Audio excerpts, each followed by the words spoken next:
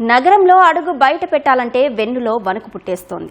రోడ్డుపై ప్రయాణించాలంటే ఎక్కడ ఏ ప్రమాదం జరుగుతుందోనని అనుక్షణం భయపడాల్సిన పరిస్థితి ఏర్పడుతోంది.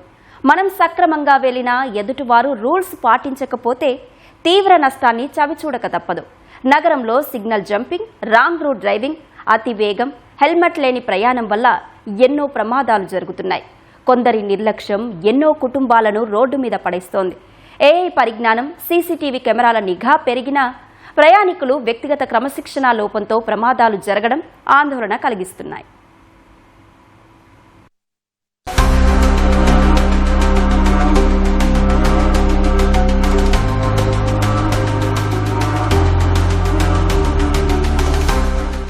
ఉదయం అయితే చాలు సమయానికి ఆఫీసులకు, గమ్యస్థానాలకు చేరుకోవాలని నగర రోడ్లపైన అందరూ బిజీగా వెళ్తుంటారు. ఆఫీస్కు లేట్ అయితే బాస్ తిడతారనో, స్కూల్ కి ఆలస్యమైతే టీచర్ కోప్పడతారనో హడావిడిగా వెళ్తుంటాం. ఆ సమయంలో సిగ్నల్ ను పట్టించుకో, హెల్మెట్ పెట్టుకున్నామా అనేది గుర్తుండదు, రూల్స్ పాటిస్తున్నామా అనే విషయాలను మర్చిపోతాం. తిరిగి సాయంత్రం వేళల్లో కూడా అదే తొందరపాటు. అలా చాలా మంది ట్రాఫిక్ నిబంధనలు అతిక్రమిస్తూ ప్రాణాలు పోగొట్టుకుంటున్నారు. నిబంధనలు పాటిస్తూ సక్రమంగా వెళ్లే వారిని సైతం కొందరు సిగ్నల్ జంప్ చేస్తూ మితిమీరిన వేగంతో వాహనాలు నడుపుతూ ఇతరుల ప్రాణాలు తీసేస్తున్నారు. 3 కమిషనరేట్ల పరిధిలో రూల్స్ ఉల్లంఘిస్తూ ప్రమాదాలు సృష్టిస్తూ రోడ్లన్నీ రక్తసిక్తం చేస్తున్నారు.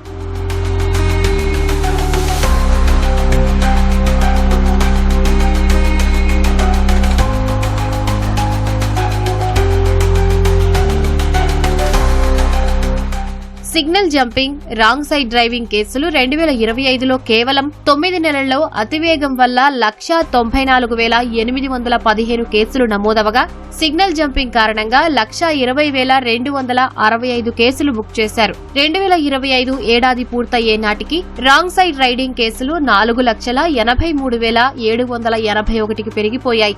నగర వ్యాప్తంగా రోజుకు 20,000 చలానాలు పడగా, వాటిలో రాంగ్ రూట్ ప్రయాణాలు, సిగ్నల్ జంపింగ్లే ఎక్కువగా ఉన్నట్లు పోలీసులు చెప్పారు. 2025లో రాంగ్ సైడ్ రైడింగ్, ట్రాఫిక్ ఉల్లంఘనలు 4,33,000 కేసులు నమోదు కాగా, సైబరాబాద్ పరిధిలో 2,17,000కు పైగా కేసులు నమోదయ్యాయి. యూటర్న్లు చాలా దూరంగా ఉండడం వల్ల ప్రజలు రాంగ్ రూట్ ప్రయాణాలు చేస్తూ ప్రమాదాలు కొని తెచ్చుకుంటున్నట్లు పోలీసులు చెబుతున్నారు. నగర వ్యాప్తంగా 2025లో మొత్తం 1,03,00,000 చలాన్లు జారీ అయితే, ఒక్క సిగ్నల్ జంపింగ్ లో మాత్రమే 3 లక్షలకు పైగా కేసులు నమోదయ్యాయని పోలీసు నివేదికలు వెల్లడించారు.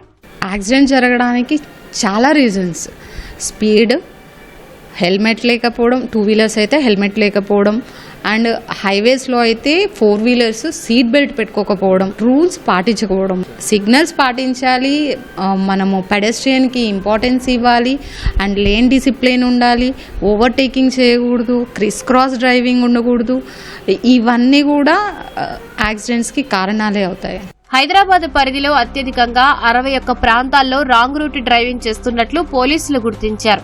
1 వే, సిగ్నల్స్, యూటర్న్స్, ఫ్లైఓవర్ కింద నో ఎంట్రీ రూట్ లో ఎక్కువగా రాంగ్ రూట్ డ్రైవింగ్ చేస్తున్నట్లు గుర్తించారు. హడావుడి ప్రయాణాలతో ప్రమాదాలకు ఆస్కారం ఎక్కువగా ఉంటుందని పోలీసులు చెబుతున్నారు. స్పెషల్ డ్రైవ్స్ నిర్వహించిన ప్రతిసారి ఒక్కరోజే వేలాది వాహనదారులు చలానాలు కడుతున్నట్లు చెప్పారు. సెల్ ఫోన్ మాట్లాడుతూ వాహనాలు నడిపేటప్పుడు వారిలో ఏకాగ్రత లోపించి ప్రమాదాలు కొని తెచ్చుకుంటున్నారని పోలీసులు చెబుతున్నారు. మన హైదరాబాద్ నగరంలో ప్రమాదాలు ఎక్కువ ఎందుకు జరుగుతున్న కారణాలు అంటే ట్రాఫిక్ నిబంధనలను పాటించకపోవడం వల్ల. ఈ జంక్షన్స్ దగ్గర చాలా మంది ఏం చేస్తుంటారంటే, సిగ్నల్స్ ఉంటాయి, ఆ జంక్షన్ దగ్గర మనం రెడ్ సిగ్నల్ పడినప్పుడు మనం ఆగాలి, అదేవిధంగా గ్రీన్ సిగ్నల్ పడినప్పుడు మనం వెళ్ళాలి.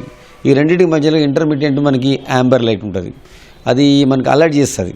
అది పడుతుంది అంటేనే మనం ఆటోమేటిక్గా మనం స్టాప్ కావాలి, నెక్స్ట్ ఎవరైతే గ్రీన్ వచ్చిందో వాళ్ళు వెళ్తారు. కానీ చాలామంది అంటే ఈ ట్రాఫిక్ నిబంధనలు పాటించరు. అదేవిధంగా హెల్మెట్ కూడా చాలామంది పెట్టుకోరు. హెల్మెట్ పెట్టుకోవడం వల్ల మేము అనేది ఏదో ఫైన్స్ చేస్తామని కాదు, మీరు దయచేసి హెల్మెట్ పెట్టుకున్నట్టయితే మీరు ప్రమాదానికి ఇవ్వడం జరిగినా కానీ మీకు కొంచెం ప్రొటెక్షన్ దొరుకుతుంది. దయచేసి అందరూ కూడా ఏదో ఫైన్స్ చేస్తారు పోలీసు వారు అని కాకుండా మీరు మీ ప్రాణం రక్షణ చేసుకుంటే బాగుంటుంది. ఎందుకంటే మీ మీద డిపెండ్ అయిన కుటుంబ సభ్యులు ఉంటారు. రహదారిపై ప్రయాణించేటప్పుడు స్వీయ క్రమశిక్షణతో ట్రాఫిక్ నిబంధనలు పాటిస్తే ప్రమాదాలను నివారించవచ్చునని పోలీసులు చెబుతున్నారు.